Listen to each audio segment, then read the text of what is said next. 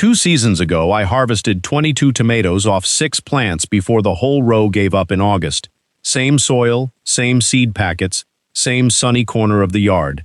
Last season, with one change and nothing else, those same 6 plants gave me over 80 pounds of fruit before frost. I didn't switch fertilizer. I didn't move the bed. I didn't even weed more. I changed exactly one habit, and it fixed almost every tomato problem I'd been fighting for a decade. Here's the part that's going to catch you off guard. The thing wrecking your tomato harvest probably isn't watering too little, and it isn't watering too much either. It's watering too often. If you're out there every evening with the hose giving your plants a quick splash because it feels responsible, I need you to keep watching, because that habit is quietly training your tomato plant to fail, and I can show you exactly why, and exactly what to do instead. Stick around, because near the end I'll walk you through a dead simple, almost free setup using stuff you already have in your recycling bin that gets water straight down to the roots without you lifting a finger every day. How I got here. For years I did what I think most people do. Hose out, quick drink at the base of each plant, every night after work, done in 5 minutes. The leaves stayed green, the soil looked dark on top, so I figured I was fine. And every single summer, right on schedule, the same 3 disasters showed up. Blossom end rot eating the bottoms out of my fruit. Skins splitting open right as the tomatoes started to blush. And by August, the plants just seemed tired. Fewer flowers, smaller fruit, yellow leaves creeping up from the bottom. I tried everything short of the actual fix. Calcium sprays, different fertilizer, a different spot in the yard the next year. Nothing stuck, because none of it addressed the actual habit that was causing the problem.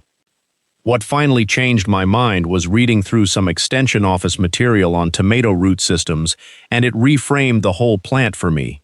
If any of this sounds like your garden, you're not doing anything unusual. You're doing what almost every home grower does. Nobody explains the part that actually matters, so let's fix that right now. The root of the problem, literally, a tomato plant that's allowed to grow the way nature intended will send roots down 2 feet or more into the soil. This isn't a shallow-rooted annual flower. It's a plant descended from tough, drought-adapted ancestors that dig deep to survive. But every time you give it a light daily sprinkle, you're telling those roots there's no reason to go looking for water down deep, because it always shows up right at the surface. So the roots stay shallow, right in that top couple of inches that heats up and dries out within hours of the sun hitting it. Shallow roots can't buffer the plant against swings in moisture. One day they're sitting in wet soil, the next afternoon they're bone dry, and that constant swing back and forth is the actual root cause, pun intended, of blossom end rot and cracked fruit. Blossom end rot gets blamed on a lack of calcium in the soil, but in most home gardens there's plenty of calcium already there. The real issue is that inconsistent moisture means the plant can't move that calcium into the fruit reliably. And cracking happens when the fruit sits through a dry stretch, then suddenly gets soaked, and the inside grows faster than the skin can stretch to keep up. Once you see it that way, the fix stops being a mystery. Step 1. Check before you water. Before you even touch the hose, stop guessing. The surface of the soil will lie to you. It can look bone dry while everything 2 or 3 inches down is still perfectly moist. So build this habit. Push your finger straight down next to the plant, past the first knuckle, and feel what's actually happening down there. Cool and slightly damp means leave it alone. Dry and crumbly all the way down means it's time. Soggy enough to squeeze out water means you've overdone it and need to let it rest a couple of days. If your tomatoes are in containers, you can also just heft the pot. A well-watered container has real weight to it, and a thirsty one feels noticeably light. Think of your watering days as a reminder to go check, not an order to soak the plant no matter what. Step 2. Water big, water rarely. This is the actual habit swap. Instead of a little water every day, give your tomatoes a lot of water, but far less often.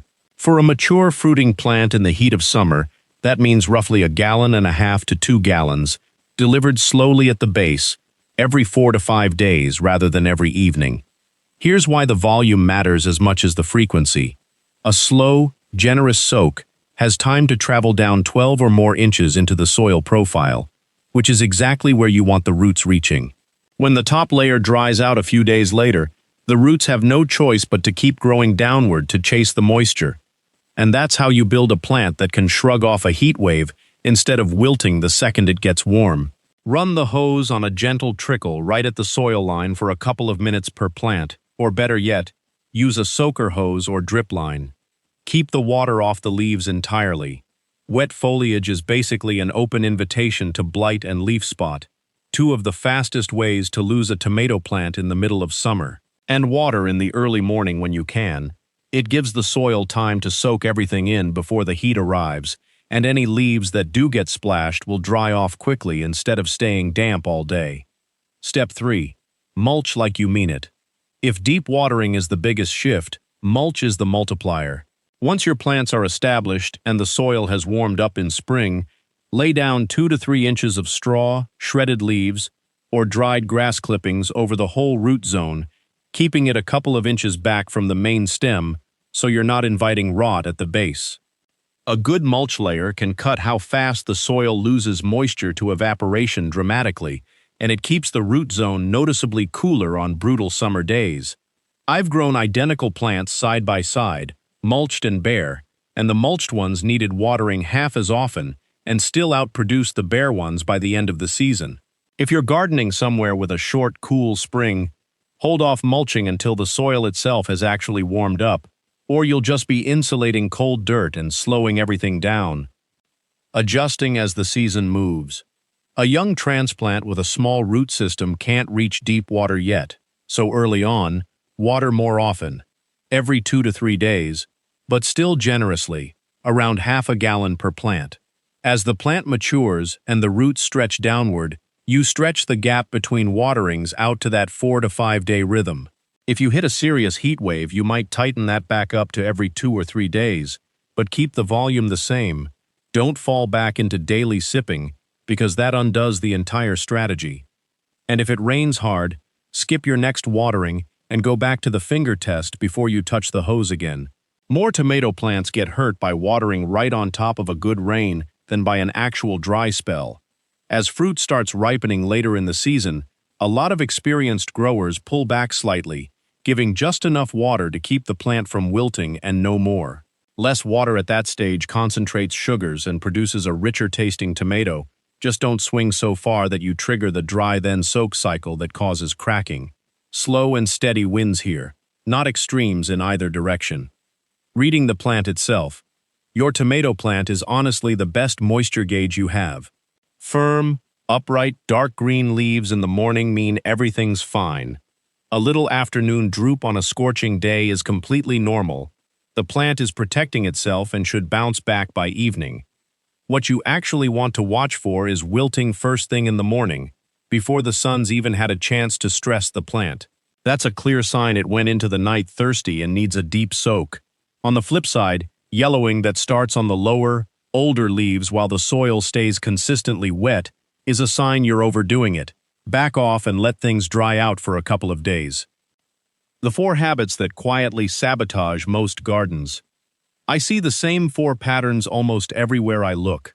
The nightly quick splash, which keeps roots shallow and creates that wet-dry roller coaster. Overhead sprinklers that soak the leaves and hand fungal disease a foothold, watering on a strict calendar no matter what the soil is actually doing, and the panic soak after a dry stretch, which is often what triggers the exact cracking and rot you were trying to avoid. Every one of these is fixable with the same 3 tools. Check the soil before you water, soak it deeply and rarely, and keep the water at the roots instead of on the leaves. The bonus trick: build your own root zone feeder. Here's the easy setup I promised. Take an empty plastic jug, a milk jug, a juice jug, anything with a screw cap, and poke a ring of small holes around the lower third of it. Dig a hole a few inches from your tomato's main stem, deep enough to bury the jug with just the neck sticking up above the soil, and backfill around it. From then on, instead of aiming the hose at the base of the plant, you just fill the buried jug. The water seeps slowly out through those holes over the next several hours, straight down into the root zone, with no runoff and no wet leaves at all. It takes seconds to fill, and it delivers exactly the kind of deep, patient soak your tomato roots are actually built for. I run 2 of these for big sprawling varieties and 1 for smaller compact plants, and it's cut my actual watering time way down while giving the roots a better drink than I was managing with a hose anyway. If you take one thing from this video, let it be this. Your tomato plant isn't a house plant that wants a little sip every day. It's a deep-rooted, tough plant that wants a real drink every few days, and then some peace and quiet to go find it. Check the soil, water deep, mulch heavy, and watch how the plant responds. That's the whole system, and it's the reason my harvest more than tripled without changing anything else in the garden. If this helped you look at your own tomato patch differently, drop a comment and tell me what you've been struggling with. Cracked fruit, rot, stalled out plants, all of it. Hit like if you want more of these breakdowns, share it with the gardener in your life who's still out there with the hose every single night, and subscribe so you don't miss what's coming next. See you in the next one.